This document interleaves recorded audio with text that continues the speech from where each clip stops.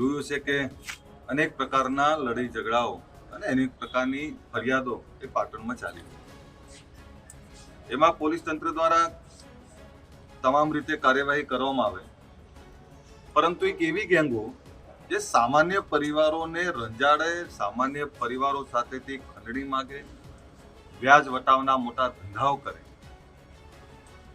આ એવા લોકો છે જેને કોઈ સમાજ, કોઈ જાતિ, કોઈ ધર્મ સાથે લેવા દેવા નથી। આ એવા લોકો છે જે સ્વયં એક ગુનાહિત માનસિકતા વાળા લોકો છે। એવા લોકો સામે કાર્યવાહી થવી જોઈએ અને એવા લોકો આવનારા સમયમાં કોઈ પ્રકારની ગુનાહિત પ્રવૃત્તિ ના પાટણના ગુજરાતમાં કોઈ કરી શકે એના માટેની વાત અને એનો મુદ્દો લઈ અને હું આવેલો। પોલીસની કાર્યવાહી ક્યાંક ખૂબ સારી થઈ ને ક્યાંક ત્રુટિઓ રહી। વિષય એવો હતો કે ગુનેગારોને તે મારીને પાડી જ દો, પણ ગુનેગારોની સાથે નિર્દોષ કોઈ ના દંડાય, નિર્દોષ ઉપર અત્યાચાર, અમાનુષી અત્યાચાર ના થાય, એના માટેની વાત એ કાયદા તંત્રમાં લખેલી છે ને અમારી પણ એ જ વાત છે। હમણાં જે રીતે પોલીસ દ્વારા વરઘોડું કાઢવામાં આવ્યું, જે રીતે બુલડોઝર ફેરવવામાં આવ્યું, આ બધામાં પોલીસના ચોપડે નામાંકિત ગુનેગારોના નામો નોંધાયેલા છે। ત્યારે જે ચોપડે નામાંકિત ગુનેગારો છે, જે વર્ષોથી ગુનાઓ કરે છે, એવા લોકોને જેર કરી જ દેવા જોઈએ ને એ કાયદાની ભાષા અને કાયદાનો દંડો એમને બતાવવો જોઈએ।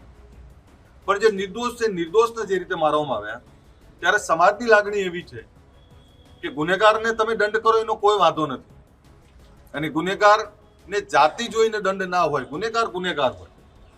ત્યારે બંને તરફના ગુનેગારો એ કોઈ પણ ગ્રુપના હોય, બધા એના વરઘોડા નીકળવા જોઈએ, બધાને કાયદાનું શસ્ત્ર અજમાવવું જોઈએ। પરંતુ ક્યાંક કેટલાક ભ્રષ્ટ કર્મચારી, ભ્રષ્ટ કોન્સ્ટેબલો દ્વારા નિર્દોષ યુવાનોને ક્યાંક મારવામાં આવ્યા હોય, એમના ઉપર અત્યાચાર કરવામાં આવ્યો હોય, તો એમની સામે પણ કાર્યવાહી થવી જોઈએ એવી ક્ષત્રિય સમાજમાં લાગણી ને માંગણી છે। અને એ સંદર્ભે જિલ્લાના વડા સાથે પણ વાત થઈ, એમને જોડે માંગણી કરવામાં આવી ને આગેવાનો બધા અહીંયા ઉપસ્થિત, અને ન્યાય ના મળે વિષય એટલો જ છે કે જે ગુનેગારો જે છે એ કોઈ પણ સમાજના હોય, જે વર્ષોથી નામાંકિત ગુનેગારો છે, જેમના પર અનેક ગુનાઓ નોંધાયેલા છે, તો એમની સામે પણ કાર્યવાહી થાય, એમના પણ વરઘોડા નીકળે ને એમના પણ તળિયા તૂટે। અને જે નિર્દોષ છે, નિર્દોષ ઉપર જેને ગુનેગારોનો પક્ષ લઈ અને નિર્દોષ લોકો ઉપર જે કોન્સ્ટેબલ કે જે તે કર્મચારી હોય એણે અત્યાચાર કરવાનો પ્રયત્ન કર્યો હતો, એની સામે પણ કાર્યવાહી થાય, આ પ્રકારની સમાજની માંગણી છે। ને એના સંદર્ભે 23 તારીખે એક સંમેલન બોલાવ્યું છે ન્યાય માટે।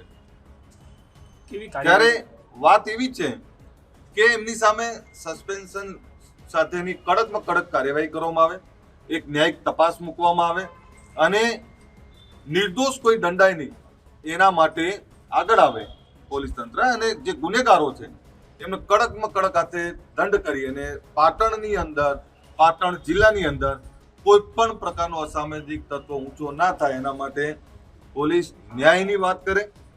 પરંતુ જે હતું, ફરીથી કહું, ભ્રષ્ટ કર્મચારી દ્વારા નિર્દોષ લોકોને જે દંડવામાં આવ્યા છે, એ દંડવામાં આવ્યા છે, એમની સામે કાર્યવાહી થાય એવી સમાજની માંગણી છે।